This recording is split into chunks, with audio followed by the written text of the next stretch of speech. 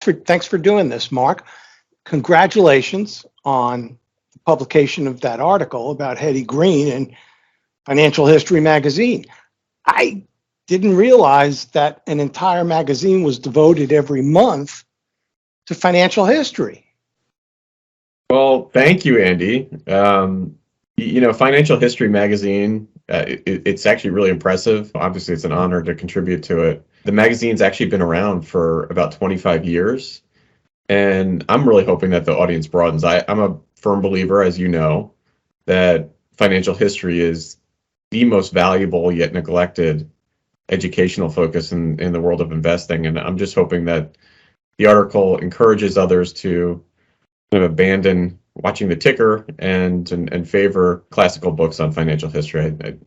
From talking to me that it seems like it's a lot more helpful. I keep learning from you. Look, I've covered investing for a long time, and I never heard of Hetty Green. Who is she, and how did she attract your interest? Well, first of all, I had never heard of her either until I started researching financial history. And Hetty Green is definitely among the most successful investors in U.S. history. I actually think she's the best. She began investing actually as a small child, as early as 8 years old in the 1850s. And she never stopped until she passed away in 1916. I actually came across her while I was reading about the frequent panics, frauds, and crashes during the late 1800s and early 1900s, which is generally considered the Gilded Age.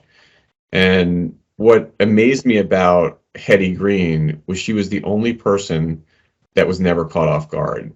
Not only did she survive the panics of 1873, 1884, 1893, and 1907, but she actually thrived because she was never caught overextended by using margin debt, essentially buying securities with loans, unlike her husband, who was actually bankrupted. And she just had an uncanny ability to sense shifts in the market that almost everybody ignored. And this article outlines a lot of the value investing principles that she employed, which are just as applicable today as they were 100 years ago. Some of these are thrift, which we'll probably talk about a little later, or kind of living below your means, persistence, patience, and skepticism when she evaluated securities, and most importantly, avoiding the use of debt and speculating in markets, which was just so common during the Gilded Age and is still common today. Now, when you say that you came across her, what do you mean how did you come across her anyway? She just kept popping up.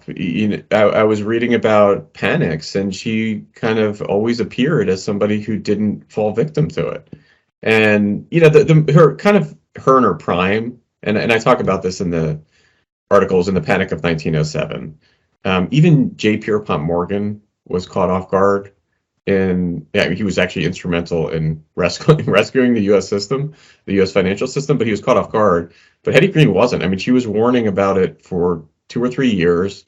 She had gone to cash well in advance of the crisis, and she was actually instrumental in helping to stem it. She loaned to New York City. She was the only woman that was invited to the Morgan Library in one of the critical meetings to stem the panic. It was really incredible. She predicted it better than anybody else. Hetty Green lived in an era of tycoons, like you were mentioning, Morgan, Vanderbilt, Carnegie, Rockefeller. Those were her contemporaries. Was she at that level, are you saying? Yeah, I mean, she definitely was. But the people I would compare her to, it's less the Rockefellers and the Andrew Carnegie. Those are really corporate titans. They weren't really investors in the market. I would compare her to people like Jay Gould, Jay Cook, Cornelius Vanderbilt, actually, and even J. Pierpont Morgan. And she definitely either matched or exceeded them. But what made her even more impressive was she didn't have any of their advantages. She could not serve on a corporate board. She couldn't even vote. Women couldn't vote back then. And, a lot of what happened in the Gilded Age was people made money on Wall Street by manipulating stocks and engaging in insider trading. and she didn't do any of that. So Hetty Green, to me, she matched or exceeded her peers, just on an absolute basis, but she did it with both of her hands tied behind her back, and that made it much more impressive. Is there anybody today who you would say that's who she's like?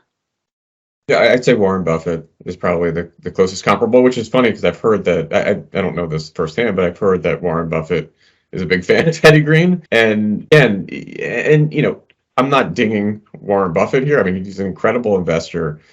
But what makes Hetty Green so special is she doesn't have the advantages that she couldn't buy a company and serve on a corporate board. That's something that, obviously, I mean, she could do it today, but she couldn't do it back then. But I wouldn't say her mind was superior to Warren Buffett's, but she did not have the advantages that Warren Buffett has today. Now, she was famous for her being a miser, right? She was eccentric. She didn't like paying taxes, I saw.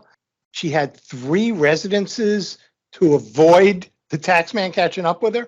She had a house in Vermont, Hoboken, and Brooklyn is what I saw. That was on the museum exhibit about her. Do you know anything about that? There are a couple of important points that I want to make, because the accusation of her miserliness, I think, is what is at the source of a lot of the misperceptions about Hetty Green. I actually think her miserliness, I don't think it was miserliness. I would categorize it as thrift in the article. And this was an important discipline that she had that most people lacked in the Gilded Age, that enabled her to succeed in markets where others failed. And because she was so thrifty, she never feared financial panics like everybody else did, because she knew she could live on next to nothing. I talk about this in the article, but she once explained her logic on her thrift by recounting how she once saw her father reject a friend's gift of a 10-cent cigar. And when his friend asked why, he replied, "I smoke 4-cent cigars and I like them. If I were to smoke better ones, I might lose my taste for the cheap ones that I now find quite satisfactory." And the point that she's making here is that she knew that indulging in luxuries is essentially addictive. And the easiest way to avoid that addiction is to never partake to begin with.